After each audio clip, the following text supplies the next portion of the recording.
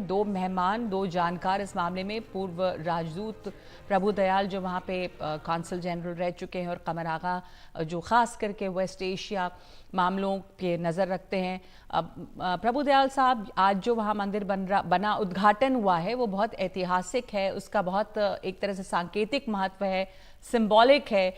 रिश्तों को भारत यूएई के एक अलग लेवल पे वो लेकर जाता है, लेकिन साथ साथ यूएई का जो अपना माहौल है, उस देश में जो एक लिबरल वैल्यू है, उसको भी दिखाता है। आप वहां रहे हैं, आपका तजुर्बा क्या रहा? वहां पर एक मिनिस्ट्री ऑफ टॉलरेंस है जो और किसी देश में शायद है नहीं, और अभी भी वो मंत्री जो बैठे हैं वहां पर वो मिनिस्टर फॉर टॉलरेंस हैं, और उसी की मिसाल यहां पर दिख रही है, सद्भावना की, पीस और हार्मनी की।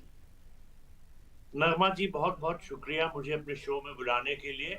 मैं मेरे स्कूल के सीनियर कमर आगा साहब को भी सलाम करना चाहूंगा, और आपसे ये जिक्र करना चाहूंगा कि मैं 1994 से 1998 यूएई में दुबई में कॉन्सल जनरल था।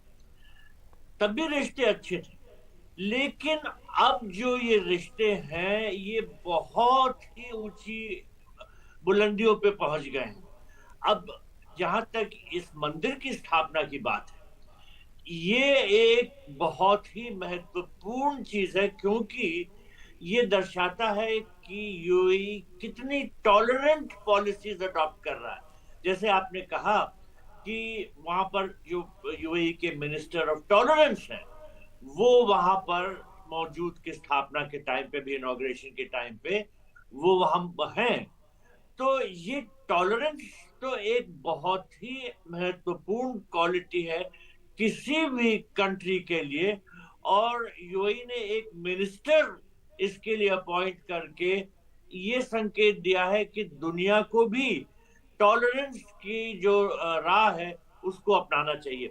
देखिए, यूएई में बहुत परिवर्तन आया है। जब मैं दुबई में कॉन्सल जनरल था तो वहां दो छोटे छोटे हिंदू मंदिर थे, लेकिन अबू धाबी में कोई मंदिर नहीं था, और कल्पना भी नहीं की जा सकती थी कि वहां मंदिर बनेगा, क्योंकि अबू धाबी एक बहुत कंजर्वेटिव एमिरेट था। लेकिन तब से देखिए, खासतौर पे शेख मोहम्मद बिन जायद अल नहयान के नेतृत्व में यूएई बहुत टॉलरेंट होता जा रहा है, और मेरे ख्याल से होता जाएगा। और इस जी वजह से भी हमारे जो रिश्ते हैं वो और मजबूत होते जाएंगे, और इसमें जी, कोई संदेह आप नहीं है कि बिल्कुल। प्रधानमंत्री मोदी और शेख मोहम्मद बिन जायद अल नहयान की जो दोस्ती है, उससे दोनों तरफ के रिश्ते बढ़ेंगे, हम्म। और जो इस तरह की एक जो हम बात चीजें देख रहे हैं जो टॉलरेंस बार से बार बढ़ती सामने आ रही है कि यूएई के साथ हमारे रिश्ते पहले भी थे, अच्छे थे, लेकिन ये भी एक ताज्जुब की बात है कि 1981 के बाद से वहाँ पे कोई प्रधानमंत्री गए नहीं। पर प्रधानमंत्री मोदी के आने के बाद 2014 में जब वो आए, 2015 में वो सबसे पहले यूएई गए, और उसके बाद वो लगातार गए, और ये जो दौरा है उनका, ये 7वां दौरा है। तो उन्होंने अहमियत दी है बहुत यूनाइटेड अरब एमिरेट्स को, ये बात साफ है। और जो पहले सिर्फ बायर और सेलर का रिश्ता था, उससे कहीं आगे रिश्ता बढ़ा है, और रिश्ता मजबूत और गाढ़ा हुआ।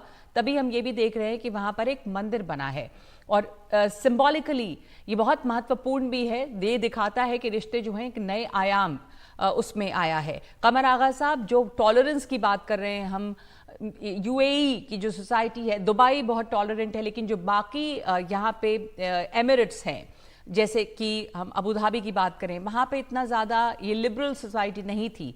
पर अबू धाबी में एक मंदिर बना, और इतने बड़े पैमाने पे बना, जिसके लिए खुद सरकार ने ज़मीन दी, खुशी खुशी बनवाया।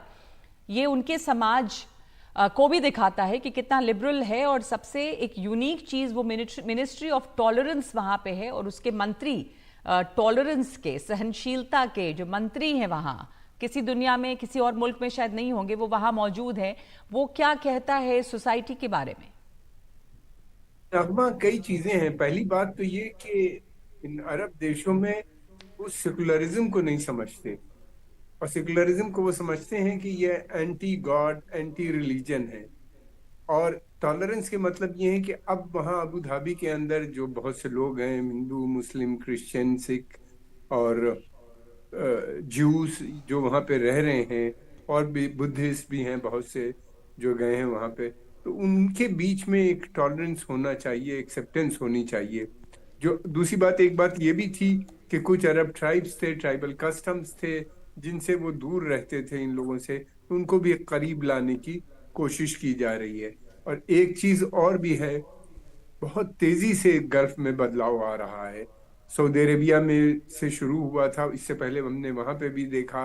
अब वो लोग बात कर रहे हैं कि भाई ये जो मिलिटेंट इस्लाम आया था, इससे बहुत नुकसान हुआ और इससे फायदा नहीं हुआ। इसको अब टॉलरेंट यानी हमको लिबरल इस्लाम की तरफ जाना चाहिए, कंसेशंस वीमेन को। तो फिर उसके अलावा ये है कि सोसाइटी में सोशल लेवल पे चेंजेस, इस तरह की बातें की जा रही हैं। दूसरी चीज ये भी है कि अब इन लोगों को ये लग रहा है कि तेल बहुत दिनों तक तो रह नहीं सकता, ऑयल बेस्ड इकोनॉमी जो थी उससे स्विच ओवर करके अब वो चाहते हैं कि दूसरे सोर्स ऑफ रेवेन्यू होना चाहिए, दूसरा जरिया होना चाहिए आमदनी का स्टेट के लिए।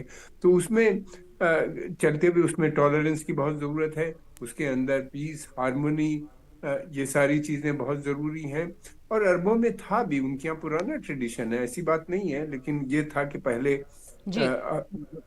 8 से 7, 8, 10 साल पहले Pakistan was a factor, Pakistan बहुत परेशान कर रहा था, खासतौर से इंडियन जो इंटरेस्ट थे उनको हर्ट करता रहता था। लेकिन अब वो देख रहे हैं कि पाकिस्तान एक लाइबिलिटी बन गया, एक फेल्ड स्टेट है।